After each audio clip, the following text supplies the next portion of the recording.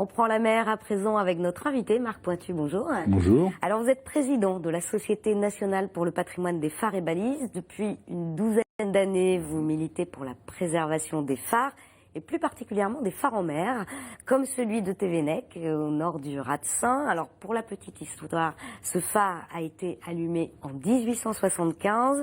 Il a été le premier feu à être automatisé en 1910.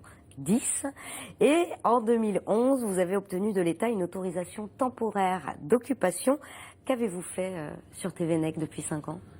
Alors c'est un grand programme, puisqu'en fait ce qu'il faut déjà préciser, c'est que cette autorisation temporaire qui nous a été concédée, c'est un laboratoire pour la restauration des phares en mer.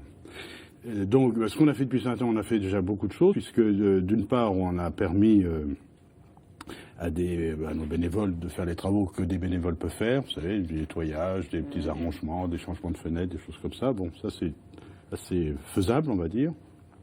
Évidemment, pour les travaux les plus importants, il va falloir passer par le mécénat, parce que je tiens à rappeler quand même que nous n'avons aucune aide publique au point de vue financier.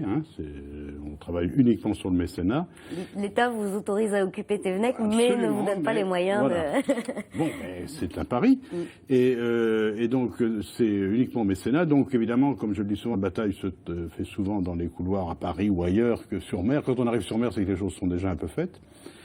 Et donc là, on a pas mal avancé, puisqu'on a plusieurs mécènes importants qui donc se présentent et qui nous permettent de lancer la première phase de travaux, on va dire pour le début du printemps, ou le printemps, ça va dépendre de la météo maintenant. Alors justement, donc vous disiez les premiers travaux ont eu lieu en octobre 2011, oui. Depuis pas grand-chose.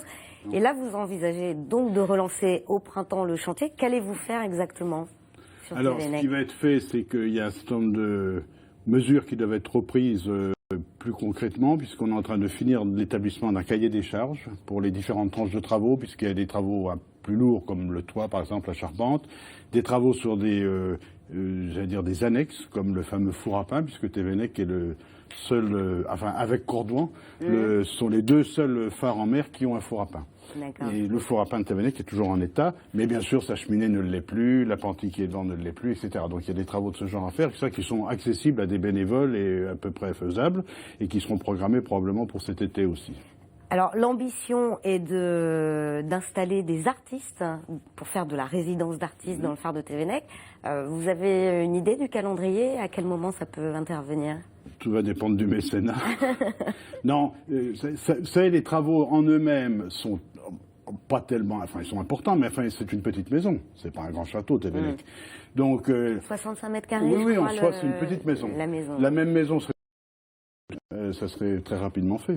Voilà. Simplement, il faut pouvoir y aller, débarquer les gens, le matériel, rembarquer, suivre la météo. Là où ça se complique, c'est là où ça devient compliqué. C'est d'ailleurs une chose qu'on a faite en dehors des travaux, mais qui était préalable et qu'on a obtenu l'an dernier, c'est faire l'acquisition d'un grand semi-rigide avec un gros moteur, parce qu'on est dans le Ratsin. Donc on a fait une levée de fonds par My Major Company, on a pu acheter ça. Donc ça nous a pris tout l'été dernier, ça. Mais sans bateau, qu'est-ce qu'on fait à Thévenec? Mais ça se compte en mois ou en années? Je pense que ça se compte en années. On a 10 ans. Certes, 10 ans, c'est un bail, mais enfin, je rappelle que avec ses moyens, l'État lui-même a mis plus de 15 ans pour construire Armen. Donc, vous voyez, quand les choses sont compliquées dans le Ratsin, elles le sont. Alors, vous parliez d'1 million d'euros à peu près nécessaires pour restaurer la maison de Thévenec. Est-ce que vous avez cet argent? Oui, mais en fait, c'est pas de l'argent. C'est une valeur, mais très globale. On va affiner, parce qu'on est en train de finir le cahier des charges. C'est une valeur, c'est-à-dire on travaille beaucoup avec le mécénat de compétences ou de produits. On a un fabricant de peinture qui va nous fournir les peintures et les produits extérieurs. Bon, par exemple, comme je dis souvent, on n'a pas besoin de l'argent en soi, on a besoin que les travaux soient faits.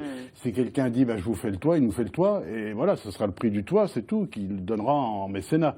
Mais on n'a pas besoin de passer par l'argent. Plus en nature qu'en argent. Absolument, c'est un mécénat de compétences, qui est une chose qui est prévue par la loi, qui existe. Alors, le phare de Thévenec a la réputation d'être un lieu hanté. Est-ce que vous n'avez pas peur que ça effraie un peu les artistes pour venir s'y installer? Vous savez, pour effrayer des artistes assez déjantés, il y aura beaucoup de guillemets, et très respectueusement, je le dis évidemment, qui viendront sur Thévenec. Non, je pense qu'ils viennent chercher une solitude, une histoire aussi, un lieu complètement, j'allais dire, magique, dans tous les sens du terme presque.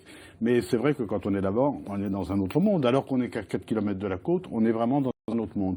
Enfin non, puis ça n'effraiera personne, mais en plus l'image des phares en mer est très forte, hein, et donc pour revenir au mécénat, voyez, on est en train de lancer ce club du mécénat là avec le patronat breton et produit en Bretagne, auquel déjà des gens adhèrent. Enfin bon, c'est très bien. Donc ça, il faut impliquer aussi, j'allais dire, le réseau économique local.